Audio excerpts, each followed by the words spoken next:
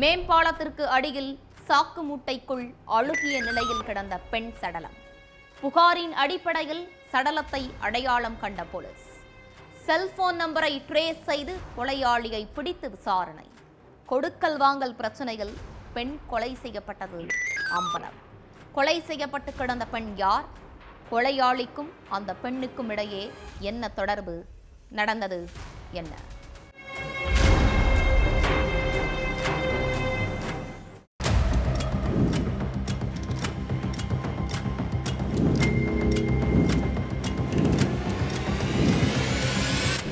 December 5ஆம் தேதி உருவையாறு மேம்பாலம் வழியா வாகனங்கள் போறதும் வர்றதுமா இருந்திருக்கு. ஒரு சிலர் அந்த வழியா நடந்து போயிட்டும் இருந்திருக்காங்க. அப்போ மேம்பாலத்துக்கு அடியில சாக்கு மூட்டை ஒண்ணு கிடந்திருக்கு. சாக்கு மூட்டையில ரத்தம் படிஞ்சு போய் இருந்திருக்கு. இதை பார்த்து அதிர்ச்சி அடைந்த பொதுமக்கள் சாக்கு மூட்டை கிட்ட போயிட்டு மூட்டைக்குள்ள என்ன இருக்குன்னு தெரிஞ்சுக்க அதை திறந்து பார்த்திருக்காங்க. அதுல 45 வயது மதிக்கத்தக்க பெண் ஒருத்தங்களோட சடலம் அழுகிய நிலையில கிடந்திருக்கு. இதை பார்த்து அதிர்ச்சி அடைந்த பொதுமக்கள் உடனடியா போலீஸுக்கு போன் பண்ணி தகவலை சொல்லி இருக்காங்க. இந்த விஷயத்தை கேள்விப்பட்டு ஸ்பாட்டுக்கு வந்த போலீஸ் சடலத்தை மீட்டு போஸ்ட்மார்ட்டத்துக்கு அனுப்பி வச்சாங்க. அடுத்து அங்கிருந்த சிசிடிவி காட்சிகளை எடுத்து ஆய்வு பண்ணியிருக்காங்க போலீஸ். ஆனா அதுல எந்த ஒரு துப்பும் கிடைக்கல. இதுக்கடையில ஒருத்தர் தன்னோட தங்கச்சி தமிழ்ச்செல்வியை காணலன்னு காவல் நிலையத்துல புகார் அளிச்சிருந்தார். சாக்கு மூட்டையில உயிரிழந்து கிடந்த பெண் தமிழ்ச்செல்வியா இருக்குமோன்னு சந்தேகம் அடைஞ்ச போலீஸ் அந்த புகார்தாரரை கூப்பிட்டு போயிட்டு சடலத்தை அடையாளம் காட்டியிருக்காங்க. அதுலதான் சடலமா கிடந்தது தமிழ்செல்விங்கிறது தெரிய வந்துச்சு. இதுக்கடையில வெளியான போஸ்ட்மார்ட்டம் ரிப்போர்ட்ல தமிழ்செல்வி கழுத்துல காயங்கள் இருந்ததா குறிப்பிட்டிருந்துச்சு. இதனால இத கொலைன்னு கன்ஃபார்ம் பண்ண போலீஸ் கொலையாளியை கண்டுபிடிக்க விசாரணையில இறங்குனாங்க. முதல்ல தமிழ்ச்செல்வியோட செல்போனை கைப்பற்றின போலீஸ் அவங்களுக்கு யார் அடிக்கடி போன் பண்ணியிருக்கா, யாருக்கிட்ட இருந்து லாஸ்ட் கால் வந்திருக்குன்னு மொத்த டீடைல்ஸையும் எடுத்து ஆய்வு செஞ்சிருக்காங்க. அதுல தமிழ்செல்விக்கு லாஸ்டா கால் பண்ணது ஐயப்பன்னு தெரிய வந்திருக்கு. அதுக்கடுத்து அவரு தலைமறைவா இருக்கிற இடத்தை கண்டுபிடிக்க செல்போன் நம்பரை ட்ரேஸ் பண்ணியிருக்காங்க போலீஸ். அதுபடி பக்கத்து கிராமத்துல பதுங்கி இருந்த ஐயப்பனை பிடிச்ச போலீஸ் கொலைக்கான காரணம் பத்தி விசாரிச்சிருக்காங்க.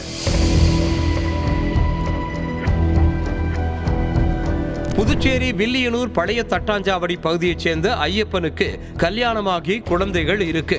இவரு பர்னிச்சர் கடை வச்சிருக்காரு. இவர் கடைக்கு அடிக்கடி தமிழ்செல்விங்கிற பெண் பர்னிச்சர் பொருட்களை வாங்க வந்திருக்காங்க.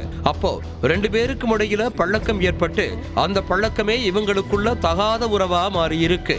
சம்பாதிக்கிற பணத்தை வீட்டுக்கு கூட கொடுக்காத ஐயப்பன் அந்த பணத்தை எல்லாம் காதலி தமிழ்செல்விக்காக இஷ்டத்துக்கு செலவு பண்ணி இருக்காரு.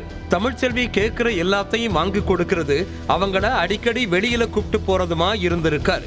அது மட்டும் இல்லாம தமிழ்செல்வி அடிக்கடி ஐயப்பன் கிட்ட இருந்து ஏதேதோ காரணம் சொல்லி அதிக பணத்தை வாங்கினதாகவும் கூறப்படுது.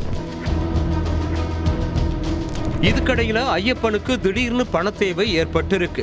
அப்போ தமிழ்செல்வியை தொடர்பு கொண்ட ஐயப்பன், எனக்கு கொஞ்சம் அவசரமா பணம் தேவைப்படுது, அதனால நான் கொடுத்த பணத்தை எல்லாம் திருப்பி கொடுன்னு கேட்டிருக்கார். அதுக்கு தமிழ்செல்வி, என்கிட்ட இப்போதைக்கு பணம் இல்லைன்னு சொல்லிட்டு நீ கொடுத்த பணத்தை எல்லாம் என்னால திருப்பி தர முடியாதுன்னு திமிராவும் பேசியிருக்காங்க. அப்ப ஐயப்பன், நீ கஷ்டம்னு காசு கேட்ட நேரத்துல உனக்காக நான் பணத்தை கொடுத்தேன், ஆனா எனக்கு ஒரு பிரச்சனைன்னு வரும்போது நீ எதுக்கு பணத்தை தர மாட்டேங்கிற, அப்போ இத்தனை நாளா நீ என்ன யூஸ் பண்ணிட்டு இருந்தியான்னு கேட்டு சண்டை போட்டு இருக்காரு. அதுக்கு தமிழ்செல்வி, நீ என்ன வேணும்னாலும் புலம்பிக்கோ, ஆனா உன்னோட பணத்தை நான் திருப்பி தரமாட்டேன்னு விடாப்பிடியா சொல்லி இருக்காங்க.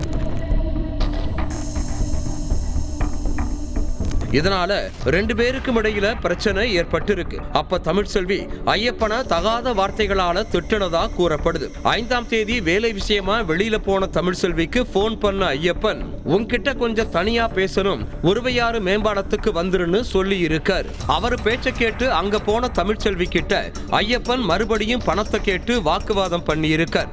அப்ப கோபத்தோட உச்சத்துக்கே போன ஐயப்பன் தமிழ்செல்வியை கழுத்தை நெரிச்சு கொன்னுட்டு சடலத்தை சாக்கு மூட்டையில கட்டி அங்கேயே போட்டுட்டு போயிட்டார். இந்த விஷயத்தை கேள்விப்பட்டு ஸ்பாட்டுக்கு வந்த போலீஸ் போஸ்ட்மார்ட்டம் ரிப்போர்ட்டை வச்சு ஐயப்பன் தான் கொலையாளின்னு கன்ஃபார்ம் பண்ணி அவரை அரெஸ்ட் பண்ணி சிறையில் அடைச்சிட்டாங்க.